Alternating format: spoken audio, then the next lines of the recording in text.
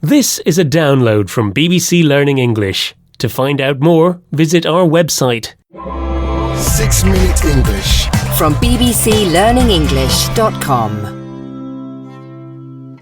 Hello, this is 6 Minute English from BBC Learning English. I'm Rob. And I'm Sam. Here at 6 Minute English, we love to chat about new technology. One of our favourite topics is VR, or virtual reality, and the ways it's shaping life in the future. VR allows you to put on a headset and escape into a completely different world. In this programme, we'll be hearing about some of the ways VR is tackling serious problems like domestic violence and helping people overcome phobias, the strong and irrational fear of something. And of course, we'll be learning some useful related vocabulary along the way. People who use VR often describe the experience as intense. Putting on the headset makes you feel you're really there in whatever new world you've chosen. And it's this intensity that inventors, scientists and therapists are using to help people overcome their problems. We'll hear more soon, but first I have a question for you, Sam. One of the phobias VR can help with is the fear of heights. But what is the proper name for this psychological disorder? Is the fear of heights called A. Alectorophobia, B. Arachnophobia, or C. Acrophobia? I'll say A. Alectorophobia. OK, Sam, we'll find out the answer at the end of the programme. Now, if, like me, you're not very good with heights, you'll be happy to know that a company called Oxford VR has designed a system to help with precisely that problem. In the safety of your own home, you put on a headset and are guided through a series of tasks, moving you higher and higher off the ground. You start by taking an elevator to the top floor of tall buildings and move on to harder challenges like climbing a rope. Daniel Freeman is a professor of clinical psychology at Oxford University.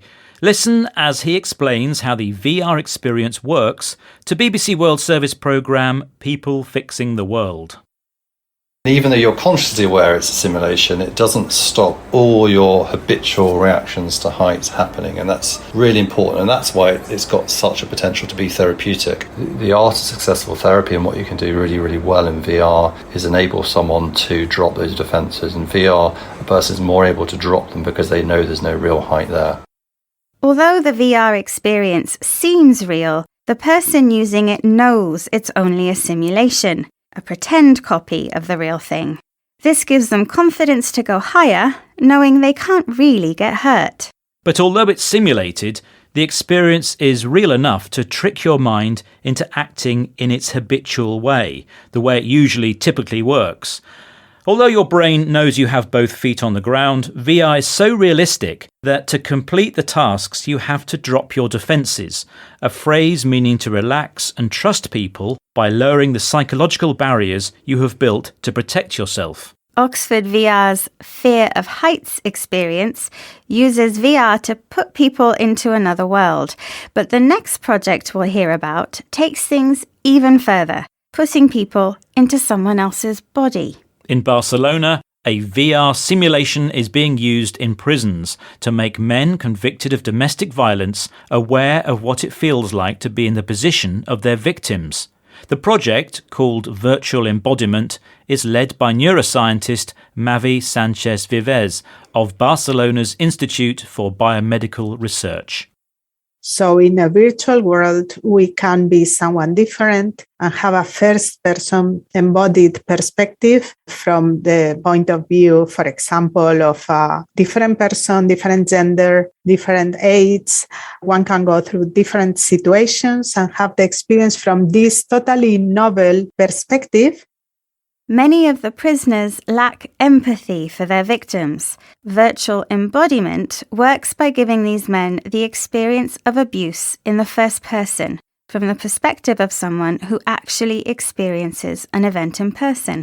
In VR, the men have the insults and abuse they gave to others turned back on them. It's a novel, a new and original experience for them, and not a pleasant one either. But the VR therapy seems to be working, and Dr. Sanchez-Vives reports more and more of the prisoners successfully reintegrating into their communities after their release from prison. The experience VR creates of seeing things from someone else's point of view can be therapeutic, even for serious problems.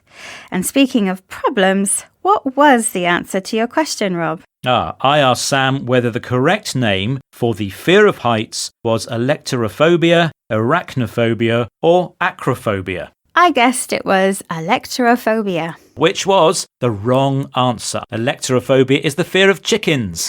The correct answer was C, acrophobia, a fear of heights and a good example of a phobia. Let's recap the rest of the vocabulary we've learned, starting with simulation, a pretend copy of something that looks real but is not. Habitual describes the usual, typical way something works. The phrase drop your defenses means to relax and trust something by lowering your psychological barriers. In the first person means talking about something from the perspective of the person who actually experienced an event themselves. And finally, the adjective novel means completely new and original, unlike anything that's happened before. Well, once again, our 6 minutes are really and virtually over. Goodbye for now. Bye. 6 Minute English from the BBC.